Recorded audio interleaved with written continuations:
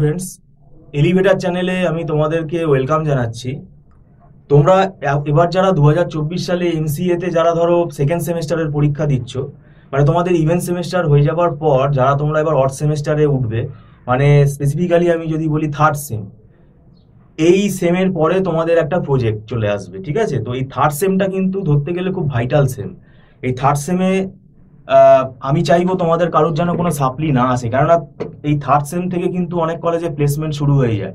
তো এই থার্ড সেমটা কিন্তু খুব ভাইটাল সেম, এবং থার্ড সেমিস্টারে অনেক অ্যাডভান্স পেপার আছে আমাদের, এবং নাম্বার অফ পেপার কিন্তু অনেক বেশি। থার্ড সেমিস্টারে তোমাদের সফটওয়্যার ইঞ্জিনিয়ারিং উইথ ইউএমএল এই সাবজেক্টটা আছে, যেটা তোমাদের প্রজেক্টে কাজে লাগবে। আর্টিফিশিয়াল ইন্টেলিজেন্স আছে, design and analysis of algorithm আছে। এই তিনটে সাবজেক্ট কিন্তু অ্যানালিটিক্যাল সাবজেক্ট, এখানে কিন্তু মুখস্থ করে লিখে আসার কোনো জায়গা নেই, কারণ অ্যানালিসিস অফ অ্যালগোরিদমের মধ্যে কিন্তু অনেক ম্যাথামেটিক্যাল কম্পিউটেশন রয়েছে। আর সফটওয়্যার ইঞ্জিনিয়ারিংটা হচ্ছে পুরো প্রজেক্ট ম্যানেজমেন্ট, প্রজেক্ট কি করে তৈরি করতে হয়, প্রজেক্ট ডকুমেন্টেশন কি করে বানাতে হয়, ওর মধ্যেও কিন্তু প্রোগ্রামিং আছে, কস্ট অ্যানালিসিস আছে, ওর মধ্যেও কিন্তু অঙ্ক আছে। আর আর্টিফিশিয়াল ইন্টেলিজেন্স তো আমি বলেই রাখলাম, আর্টিফিশিয়াল ইন্টেলিজেন্স যেটা আমাদের আছে, এটা কিন্তু আর্টিফিশিয়াল ইন্টেলিজেন্স সায়েন্সটা রয়েছে। কি আছে তাহলে এর মধ্যে? এই আর্টিফিশিয়াল ইন্টেলিজেন্সের মধ্যে দেখবে সব অ্যালগোরিদম রয়েছে। ডেটা স্ট্রাকচারে যেরকম তোমরা অ্যালগোরিদম পড়েছো, আর্টিফিশিয়াল ইন্টেলিজেন্সের মধ্যেও কিন্তু বেশিরভাগটাই অ্যালগোরিদম রয়েছে। এবং অ্যালগোরিদম তো লাইন বাই লাইন তুমি মুখস্থ করে লিখে আসতে পারবে না, কারণ অ্যালগোরিদমগুলোর ওপর কিন্তু নিউমেরিক্যাল প্রবলেম সলভ করতে দেয়। তো সেই ব্যাপারগুলোই আছে, যেমন আলফা বিটা প্রুনিং, অ্যালগোরিদমটা তোমায় শিখতে হবে, কারণ আলফা বিটা প্রুনিং তোমাকে সলভ করতে দেবে, একটা প্রবলেম সলভ করতে দেবে ইউজিং আলফা বিটা প্রুনিং বলেই দেবে, তো সেটা তুমি পারবে না করতে। তো এই ব্যাপারগুলো বুঝতে হবে।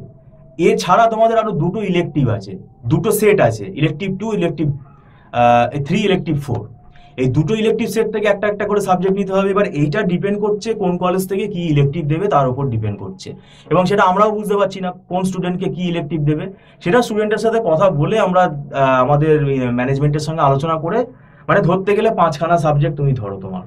তাহলে এই জন্যই বলছি থার্ড সেমটা কিন্তু খুব ভাইটাল সেম, এবং কম্পালসারি যে 3টে সাবজেক্ট আছে, এই 3টে সাবজেক্টের পড়া কিন্তু তোমাদের পরীক্ষা শেষ হওয়ার পরেই কিন্তু শুরু করে দেওয়া উচিত। কারণ ইলেকটিভটা নিয়ে তুমি নয় পরে ভাববে, ইলেকটিভটা সেটা কলেজ থেকে কি দেবে সেটা না জানলেও তোমাদের পক্ষে সম্ভব না। তো সেটাই আমার বলার বিষয়।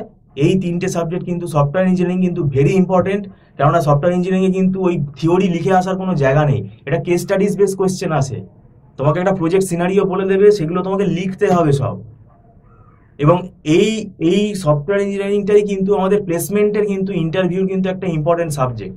প্লেসমেন্ট ইন্টারভিউতে কিন্তু সফটওয়্যার ইঞ্জিনিয়ারিং থেকে কিন্তু অনেক কোয়েশ্চেন করে। তো যাই হোক, ভিডিওটা সম্পূর্ণ দেখার জন্য আমি তোমাদেরকে ধন্যবাদ জানাচ্ছি, এবং যারা টিউশন নিতে আগ্রহী তারা স্ক্রলে ফোন নাম্বারে আমাদের সাথে যোগাযোগ করতে পারো। যারা ম্যাকআউট ইউনিভার্সিটির এমসিএ থার্ড সেম যারা তোমরা টিউশন নিতে চাইছো, কারণ আমাদের এখানে অনলাইন ক্লাস হয় এবং মান্থলি ফিস সিস্টেমের বেসিসে ক্লাস হয়, কোনো লামসাম টাকা নেওয়া হয় না, আর ছোট ছোট ব্যাচে ক্লাস হয়, এবং পুরো ডাইরেক্ট স্টুডেন্টের সাথে 1:1 কমিউনিকেশন হয়। আর এখানে মান্থলি যে ফিস, ফার্স্ট মান্থ যে অ্যাডভান্স ফিসটা স্টুডেন্ট পে করে, সেটা কিন্তু নট রিফান্ডেবল। আর যারা রিমোট এরিয়াতে আছো, যারা দূরে আছো, তাদের কিন্তু খুব সুবিধা হবে এটা। এবং যারা মনে করছো যে আমি তো ফার্স্ট সেম থেকে টিউশন না নিয়েই পাস করে যাচ্ছি, সেটা তাদের ব্যক্তিগত ব্যাপার, তারা থার্ড সেমটাও পাস করে গেলে ভালো, অ্যাপ্রিসিয়েট করছি আমরা। কিন্তু কিছু কিছু স্টুডেন্ট তো আছে, সবার তো মেরিট সমান না। যারা মনে করছো না আমার অসুবিধা হচ্ছে, তারা টিচার গাইডেন্স তো নিতেই পারো, তার স্বাধীনতা সেটা, এবং সেটা তাদের পুরো ব্যক্তিগত ডিসিশন। এবার তারা যদি মনে করো আমাদের থেকে টিউশনটা নেবে, তাহলে আমাদের সাথে যোগাযোগ করবে। যাই হোক, ভিডিওটা সম্পূর্ণ দেখার জন্য থ্যাংক ইউ সো মাচ।